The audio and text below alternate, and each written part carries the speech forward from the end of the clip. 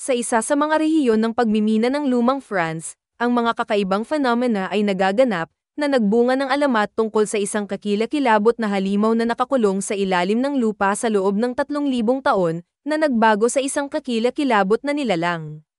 Sa taong 1965, ang isang binata na nagngangalang Amir ay may isang kakilakilabot na panaginip kung saan ang mga menero ay namamatay sa pagsisikap na makatakas mula sa isang kakilakilabot na nilalang. Nagising mula sa bangungot, nagmamadali siyang tinawag ng isang kaibigan na nagpapaalala sa kanya na dapat silang umalis kaagad kung gusto nilang makakuha ng trabaho. Hindi nagtagal ay nakarating ang mga lalaki sa recruitment point kung saan nagtitipon ang mga nagnanais na makakuha ng mahirap ngunit mahusay na sweldo sa minahan. Ang kapatas ay may hawak na 2 selyo sa kanyang mga kamay, isang pula para sa mga hindi angkop at isang berde para sa napili. Nagsimula siyang gumalaw sa linya. Si Amir ay tinanggihan, ngunit sa desperasyon, inagaw niya ang berdeng selyo mula sa kamay ng recruiter at tinatakan ang sarili ng maraming berdeng imprint. Pinagtawanan nila ang binata. Tumungo siya sa isang kumpanya ng pagmimina sa hilaga ng France, sa rehiyon ng Pas-de-Calais. Masaya si Amir, hindi niya alam na na-assign siya sa ika-5 minahan, na tinawag ng mga manero na Devil's House. Isang araw, dumating ang isang sikat na scientist, si Professor Berther, na kailangan na partikular na bumaba sa ika-5 minahan, na kadalasang nakalaan para sa mga nagkasala. Sa sandaling iyon, ang isang nasugatan na manero ay dinala sa ibabaw, dala ng foreman, si Roland. Ipinahayag ni Berther na gusto niyang sumama sa kanya. Sa oras na ito, ang mga reinforcement mula sa Morocco ay dumating sa minahan, at si Amir ay itinalaga sa mga tauhan ni Roland. Nakilala niya ang mga manero, at ang isa sa kanila, si Santini, ay nagpapaliwanag sa kanya kung paano gumagana ang lahat doon. Nagtalaga si Roland ng isang bihasang tagapagturo sa bagong dating at inutusan ang pagbaba upang magsimula. Sa minahan, medyo hindi komportable si Amir, ngunit sa lalim, tulad ng iba, sinindihan niya ang kanyang headlamp at kinuha ang mga tol. Napakahirap ng trabaho, at nasugatan ng binata ang kanyang kamay gamit ang jackhammer. Ipinadala siya ni Roland sa tagapagbantay ng kabayo. Nagulat si Amir nang makita ang isang buhay na kabayo na bulag din. Malapit na pala itong mapalitan ng makinarya, at ang kabayong ito ang huli sa minahan. Nang maglaon, napansin ni Roland na may isang daga na gumapang sa bag ni Amir at kinagat ang kanyang tanghalian. Ipinaliwanag niya na ang mga daga ay nakakaramdam ng panganib, kaya pinapakain sila ng mga manero. Binigyan niya ang binata ng mansanas kapalit ng nasirang sandwich at inutusan itong magpatuloy sa pagtatrabaho. Pagkatapos ng shift, si Amir ay nakakaramdam ng hindi kapani-paniwalang pagod ngunit hindi handang sumuko. Makalipas ang 1 linggo, inanunsyo ni Roland na sasamahan sila ni Professor Berther sa minahan sa araw na iyon, at mababayaran sila para dito. Ipinaliwanag ng propesor na kailangan niyang maabot ang isang tiyak na lugar kung saan kailangang pasabugin ng mga manero ang isang pader. Hindi nagtagal, bumaba ang mga tao sa kailaliman at inatasan ni Roland si Sapper. Pagkatapos ng pagsabog, may nakita sila na butas sa sahig. Nagulat ang mga manero. Mapanganib ang pagtatrabaho sa mga naturang void sa ibaba. Sinubukan ni Roland na alamin kung ano nga ba ang hinahanap ng propesor. Hindi nakatanggap ng sagot, itinapon niya ang notebook ni Berther sa butas. Ang propesor ay nagboluntaryo na bumaba muna, dahil kailangan niya itong mahanap. Hindi nagtagal, natagpuan ng propesor ang kanyang sarili sa piitan ng lumang minahan. Sumunod ang iba, at naalala ni Roland ang alamat ng matandang manero tungkol sa sumpa ni St. Louis. Sinasabing 100 taon na ang nakalilipas, nasunog ang lumang minahan, hindi nila ito naapula, at 30 manero ang hindi nakatakas. Pagkatapos ay nilagyan nila ng laryo itong minahan, iniwan ang katawan sa isang lugar dito. Habang ang mga manero ay tumitingin sa paligid, nawala si Berther. Hinati ni Roland ang kanyang mga tauhan sa 2 grupo, na pumunta sa iba't ibang direksyon sa paghahanap kay Berther. Ang mga tao ay sumisigaw, tinatawag ang propesor, ngunit hindi siya sumasagot. Biglang, natagpuan ng grupo ni Amir ang isang kalansay ng tao na may hawak na kakaibang polyhedron sa mga kamay nito.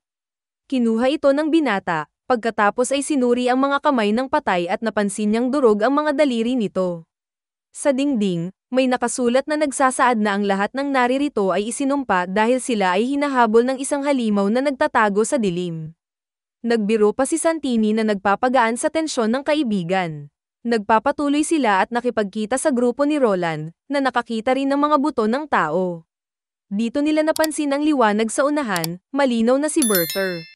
Hindi nagtagal ay naabutan siya ng mga Manero at humingi ng kasagutan kung bakit sila ibinaba dito dahil wala nang naniniwala sa kalokohan tungkol sa mga sample. Nangangako siyang sasabihin ang lahat kung gagawa sila ng isa pang butas. Si Sapper ay nagsasagawa ng isa pang putok na binuksan ng pasukan sa susunod na piitan. Nagmamadaling pumasok si Berther at namangha sa mga hieroglyph na nakaguhit sa mga dingding. Siya nga ay kumukuha ng mga sample mula sa mga pader, na nagpapaliwanag na ang mga ito ay ilang libong taong gulang na, habang ang iba ay nagpapatuloy at nakahanap ng isang buong tumpok ng mga buto ng tao na hinaluan ng mga lumang armas. Hindi maipaliwanag ni Berther ang nangyari dito. Marahil ito ay mga gwardya na nagpoprotekta sa isang sagradong lugar. Pagkatapos ay ang mga sinag ng flashlight ay nagpaliwanag sa isang sinaunang sarcophagus. Ipinaliwanag ni Berther na ayon sa alamat, ito ay maaaring isang sinaunang Diyos na naninirahan sa mga piitan na ito. Ang propesor ay kumukuha ng mga larawan sa lugar ngunit hiniling ni Roland na bumalik sila.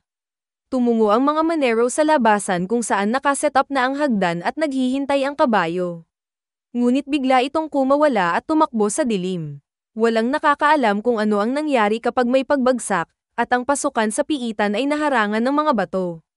Kapag natauhan na ang mga tao, si Santini pala ay malubhang nasugatan. Wala palang tao sa minahan sa itaas dahil hiningi ni Berther ang kumpletong paglilihim. Si Roland, na halos hindi napigilan ang kanyang galit, ay isinumpa ang siyentipiko, ngunit kailangan nilang pangalagaan ang mga nasugatan. Ipinadala niya ang iba upang maghanap ng mga daanan habang inaasikaso niya ang binti ng nasugatan. Naghiwa-hiwalay ang mga lalaki sa iba't ibang direksyon habang ibinabahagi ni Roland ang kanyang iniisip sa isa sa mga Manero. Kapag nakalabas na sila, malamang nasarado ang minahan at pupunta rito ang mga siyentipiko. Samantala, nakahanap si Amir ng mga kasamahan na bumalik sa sarcophagus at sinusubukang buksan ito. Hiniling ng binata sa kanila na huwag gawin ito, ngunit hindi sila nakinig. Gayunpaman, ang takip ay masyadong mabigat at hindi nagbubunga ng malupit na puwersa. Pagkatapos ay naalala ni Amir ang polyhedron na natagpuan niya, kinuha ito, nakita ang isang butas sa takip ng kahon ng bato, at ipinasok ang bagay dito, isang klik ang tunog, at ang takip ay nabuksan. Sa ilalim nito ay may isang bagay na natatakpan ng tela, sa ibabaw nito ay may mga mamahaling diamond.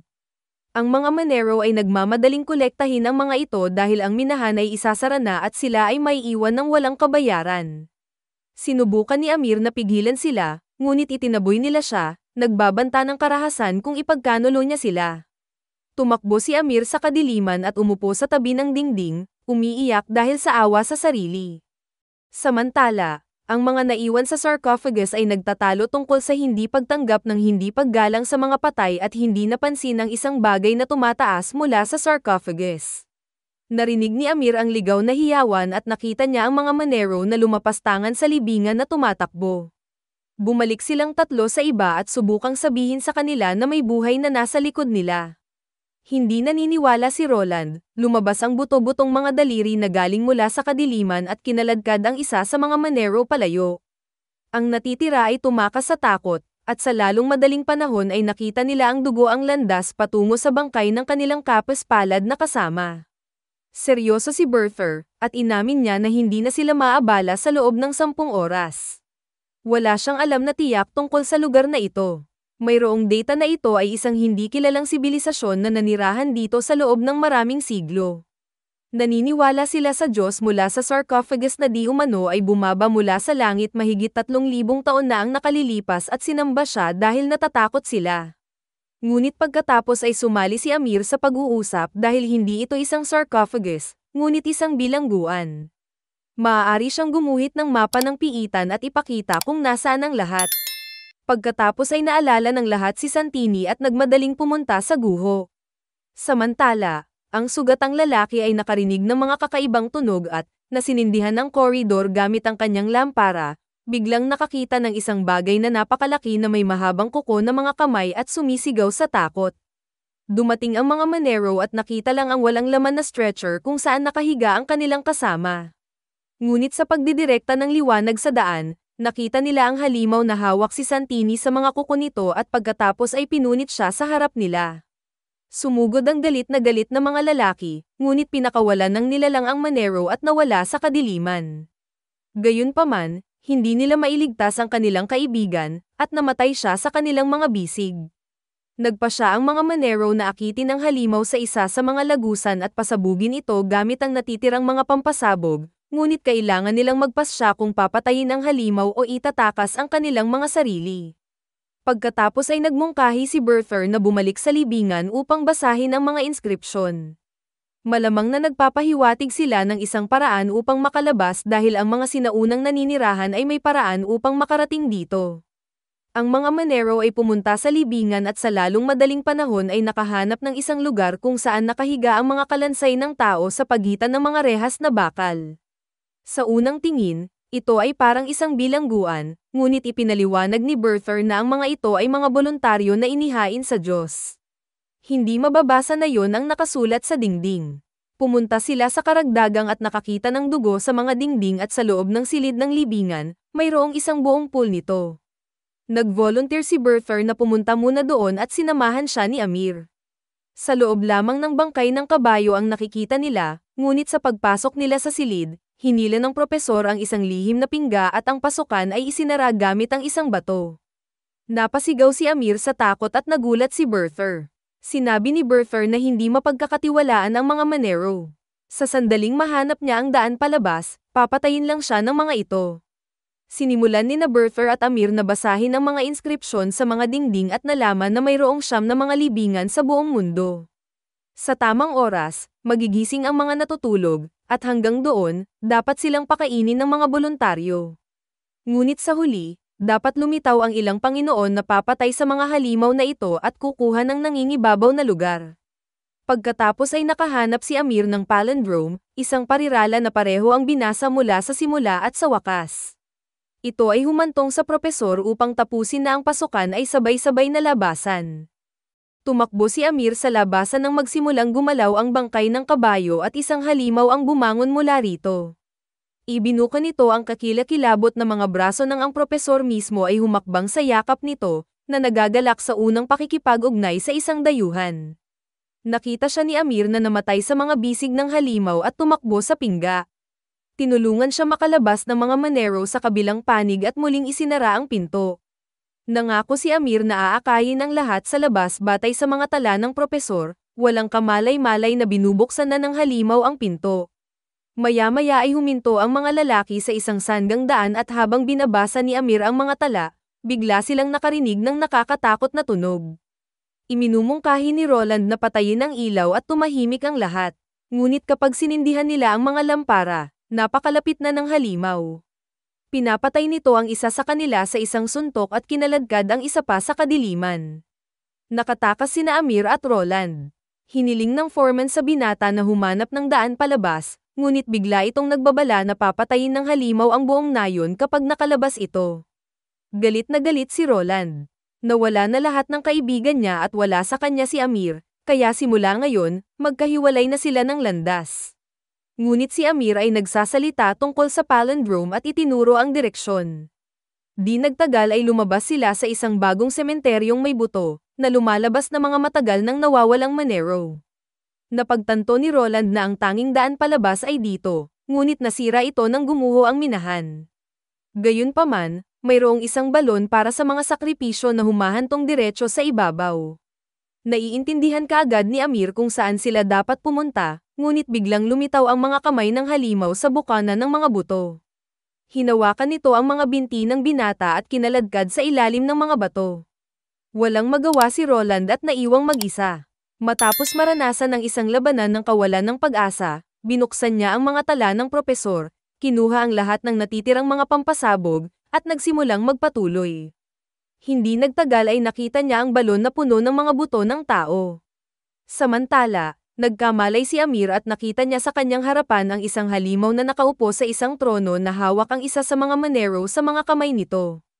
Nakiusap siya sa nilalang na palayain ang kanyang kaibigan, nangangapa sa lupa para sa isang bakal na kutsilyo, ngunit pinunit ng halimaw ang ulo ng bihag, na biglang nagsimulang makipag-usap kay Amir sa ngalan ng dayuhan, na humihiling na ipakita ang daan palabas at tinawag siya.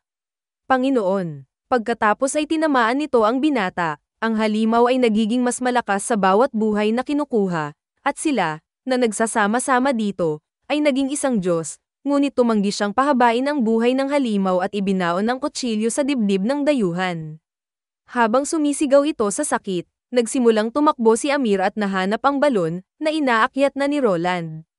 Natuwa sa kanyang hitsura, iniabot ni Roland ang kanyang kamay sa binata at umakyat sila sa mataas na vertical shaft, ipinasok ang natitirang mga pampasabog sa mga siwang. Ngunit pagkatapos ay naabutan sila ng halimaw at umakyat pagkatapos. Napagtanto ni Roland na hindi sila makakatakas at hiniling kay Amir na ipihit ang hawakan ng explosive box.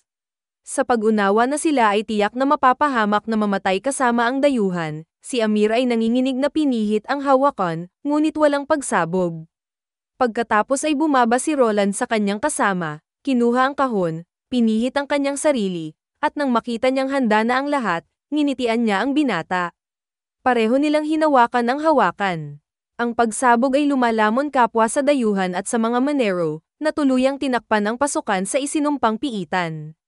Isang genre na pelikula na hindi naghahangad ng seryosong pagmumuni-muni. Ang isang lumang panahong kwento tungkol sa kasakiman ng tao at ang walang sawang pagkauhaw sa kaalaman at kaluwalhatian ay nagiging isang kapan-panabik na biyahe. Bukod dito, ipinaalala muli sa atin ng pelikula na kahit sa ilalim ng lupa at sa pakikipaglaban sa isang halimaw, mahalagang manatiling tao. Dito na nagtatapos ang ating kwento. Mag-subscribe ka na kung hindi ka pa nakasubscribe. Mag-iwan ng like, comment, at pindutin ang notification bell para updated ka sa mga video na tulad nito. Salamat sa panonood.